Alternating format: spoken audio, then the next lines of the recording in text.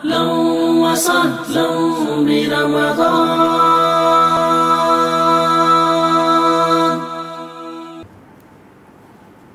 روزہ افطار کرنے کے بعد روزہ افطار کرنے کی دعا کرنی چاہیے یا اس کے ساتھ کھانے کی دعا بھی پڑھنی چاہیے؟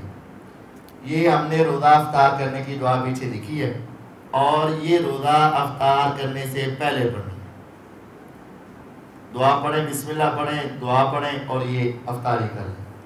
ہاں بعد میں بھی اگر آپ کو یاد آ جائے تو بعد میں پڑھ سکتے ہیں، اور افطاری سے پہلے بسم اللہ پڑھیں، اور افطاری کے بعد جو کھانے کی دعا کی ہے وہ بھی پڑھنی چاہیے۔ ذہب الظمأ وابتلت العروق وثبت الاجر، انشاءاللہ یہ افطاری سے پہلے بھی پڑھ سکتے ہیں، بعد میں بھی پڑھ سکتے ہیں۔ اچھا پہلے پڑھیں گے تو ترجمہ ہی میچ نہیں کھائے گا۔ ذہب الظمأ، پیاس چلی گئی، حالت گئی نہیں۔ وابتلت العروق، رگیں تر ہو گئی، حالت کوئی یہی نہیں۔ وثبت الاجر، انشاءاللہ اجر تو ملے گا۔